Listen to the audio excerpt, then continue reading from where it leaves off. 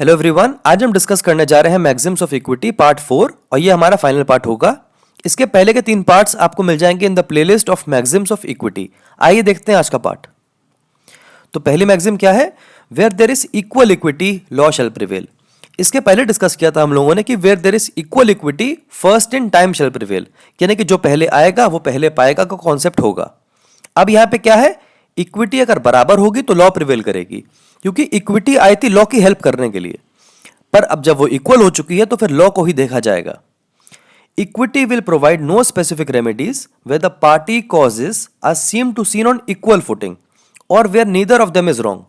यानी कि अगर दोनों पार्टीज बिल्कुल सही हैं, अपनी जगह पे वक्त पे भी सही हैं, तो फिर लॉ को देखा जाएगा और इसके अलावा किसी और चीज को नहीं देखा जाएगा।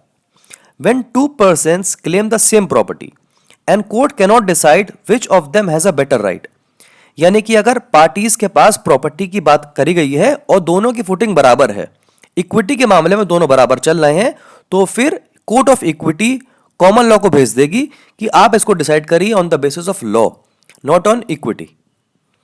अब इसके बारे में जिक्र करा गया है ट्रांसफर ऑफ प्रॉपर्टी एक्ट में सेक्शन 40 एंड 78। अगली मैक्सिम क्या है? Equity is not oppose to the law, rather it supplements the law. इसका मतलब क्या हो गया कि ये फुलफिल करती है वो बात जो मेटलैंड ने बोली थी। उसने ये कहा था कि equity has not come to destroy but to fulfil the law. ये बात उसने निकाली थी बाइबल से, जहां पे ये मतलब था इस चीज का कि जो प्रॉफिट्स होते हैं भगवान के, वो उनकी कमांडमेंट्स को फुलफिल करने के लिए आते हैं, डिस्ट्रॉय करने के लिए नहीं। अब इसी में क्या लिखा है? Equity is a set of rules that exist along the common law, यानी कि कॉमन लॉ के साथ साथ चलते हैं एंड इज अप्लाइड जहां पर भी डिस्प्यूट रेजोल्यूशन में namely damages would not be sufficient. देखिए, कॉमन लॉ का प्रिंसिपल क्या है कि डैमेजेस मिलेंगे, कॉम्पनसेशन मिलेगा, लेकिन कभी कभी कॉम्पनसेशन से काम नहीं चल पाता, चलता है इंजंक्शन से, स्पेसिफिक परफॉर्मेंस से। तो जो आज हमारे पास इंडियन लॉ के अंदर है वो पहले नहीं था। तो पहले इंग्लैंड में क्या चलता था? इक्विटी। तो अगर कॉम्पनसेशन से बात नहीं बनती है तो कोर्ट ऑफ इक्विटी इंजंक्शन या स्पेसिफिक परफॉर्मेंस देगी।